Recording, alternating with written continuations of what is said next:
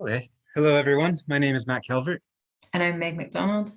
and we're here representing Glasgow in 2024, the WorldCon bid for WorldCon in Glasgow. And we're very excited to welcome back Iain Clark, the British Science Fiction and Fantasy Award winner for the past artwork he did for us, Shipbuilding Over the Clyde. Congratulations, Iain. And also 2021 Hugo nominee for Best Fan Artist. Also, congratulations. So, welcome. Thank you very much. Um, we're really excited to be here tonight to have a chat with Iain about a new piece of artwork that he's done for us called Sailing Over Glasgow. Meg's I will just hold that up just now. We also have an overlaid version for the more technological moments of it, but it's an absolutely gorgeous picture. And I guess just to kind of get started, what are your inspirations for it, Iain? I started thinking about the shipbuilding history of Glasgow and having already done the kind of very Victorian / steampunky looking shipbuilding, and I thought I would try and take it back more into the sort of tall ships kind of era. But there wasn't a lot of detail about tall sailing ships being built out of Glasgow, although Clydebank has such a long history. I think there definitely were ships being built in the past in that area. So I think I felt a bit freer to just imagine something a bit more surreal or whimsical or fantastical. I wanted something that just had that slight surreality of a ship hanging in air over the city. I think that's, oh, sorry, you go on. I didn't mean to interrupt you. I'm sorry, no. I think it was really interesting you describing it as hanging in the air, because as I was looking at it, the bottom was really a striking feature because it's almost clear. So it kind of was making me wonder. Obviously, I go deep dive in right away, and how is the ship working? How is it? So yeah, is it hanging in the air? Is it sailing towards something? And how does it work? In my mind, it's sailing across Glasgow. It's some sort of ghostly, fantastical, either a ghost from the past or an intrusion from the realms of fairy, or however you want to frame it. But it's a ship that's sailing through. I originally, when I took the picture that I used for the ship, it was of a very large 10 scale model ship that was in Sunderland for their tall ships event, and I saw immediately that I could take a ship from underneath, which is not something with a sailing ship you really often get a chance to do. And so I got really low down, and I was looking up, and I took lots and lots of photographs looking up at it, thinking I would actually put it into outer space. And I actually had a crack at putting that ship into outer space at one point for an earlier picture, which I was never happy with, and I abandoned, as I sometimes do with my artwork. But it seemed such a great fit for something that we could put together with a piece of beautiful Glasgow cityscape, and make something that's sort of evocative, but not of a specific ship from the past, of ship building and the idea of sailing in general. I think one of the things that strikes me is kind of the placement of it as well. You know, it's moving in what was the old city centre, and I know that Matt will talk a wee bit more about that, but you have the toll booth steeple, which has got a lot of history associated with it, and it's it's right on the edge of the merchants' quarter, which of course had a lot of associations, and many of them problematic in Glasgow's history as well. So I mean, I think it's an interesting placement where it's kind of moving from this kind of East End city centre, as is East Endish now, and city centre kind of moving out towards the west, and for us obviously moving out towards the SEC and the tall ship. So kind of why did you pick the toll booth steeple? What about it did you like? I liked it architecturally, if that's not too shallow an answer. It's a beautiful construction. I gather it used to be part of a much larger building, and it's sort of the bit that remains. But it's very, very striking, and it's huge, and there are lots and lots of photographs of it around Glasgow as you would expect, but there were a few, and one specific one that I used as a reference of it from taken high up, because there's some apartments nearby and so forth.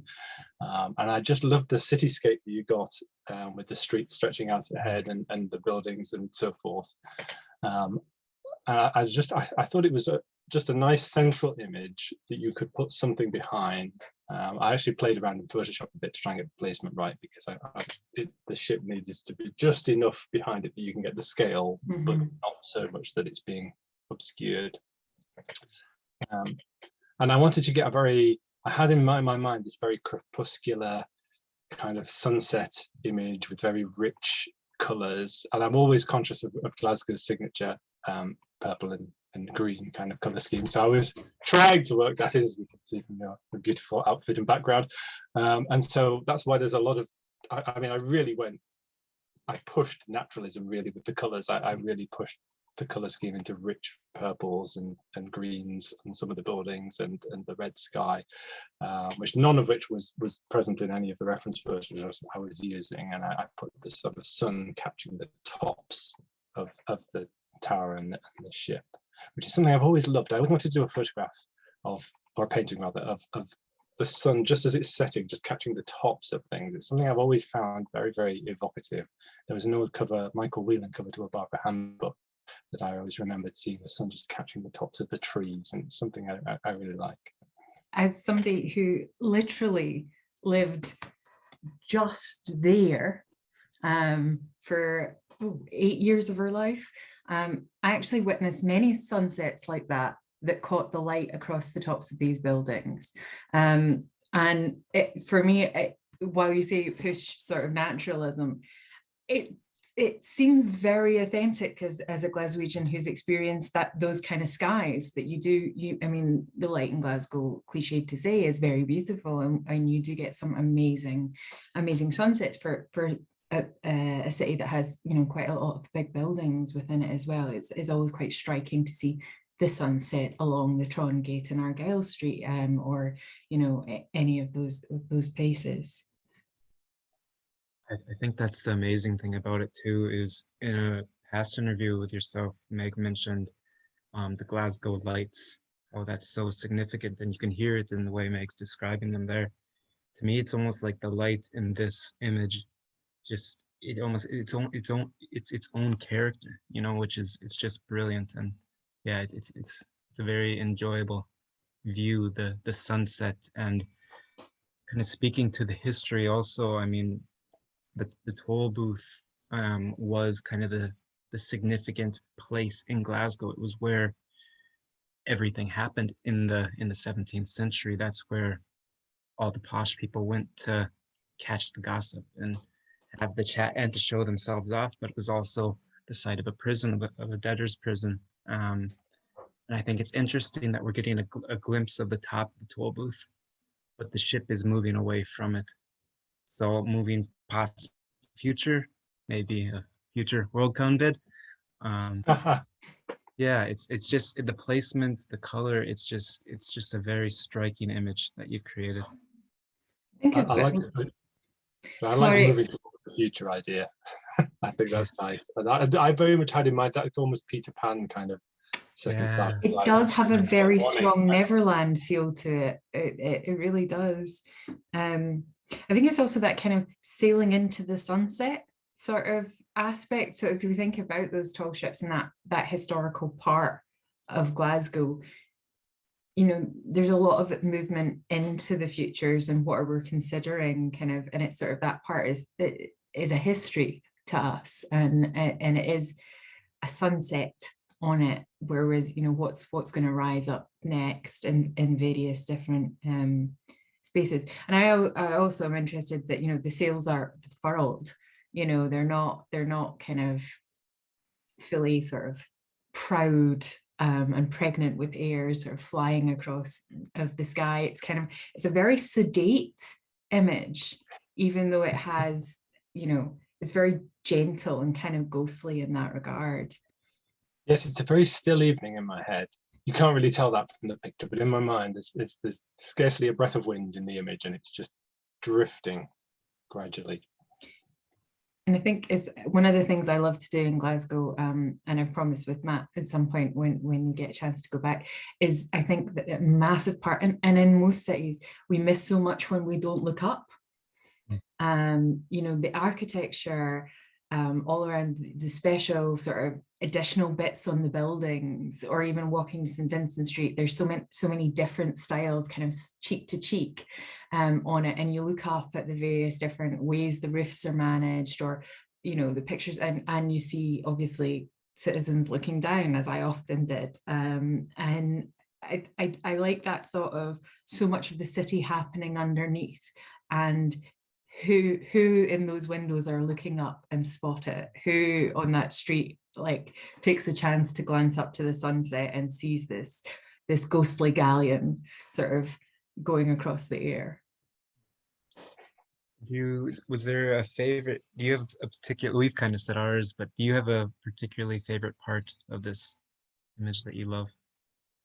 I really like the colors. Increasingly, as I'm doing more and more art, I'm leaning into color because I really enjoy vivid colors. And I always find that whenever I finish a piece of art, the first thing I want to do when I look at it is crank up the color, crank up the contrast. I'm trying to do more and more of that in the original work, because I just love the richness of it. It's very, very tactile.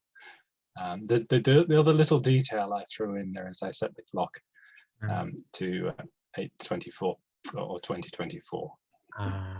Brilliant. We are right there. That's very good. So yeah, no, that's great. Well, I mean, we love it. This is we love it within the bid, and we hope that you all are going to love it too. And if you would like to get your hands on a postcard like our other campaigns, if you sign up to support Glasgow in 2024 or upgrade during the period from the start of December until the end, so kind of covering Discon World Convention, then you will have a handwritten postcard sent out to you with our wonderful Glasgow art, and you can, like many of us, frame it and enjoy it on your wall. It's a beautiful postcard. It is a beautiful postcard. I think many people will like it. It's quite, we have had people say, how do I catch them all? Art Pokemon's, but okay. Yeah. So I think that's everything, isn't it? Yeah, so thank you, Iain. Thank you so much, Iain. And we feel very smug to say, should you be wishing to consider nominations next year, this piece of art, along with our Green Lady, will also be eligible for Hugo and BFSA nominations in the next set of rounds. The 5 is in the post. Thank you. Thank you.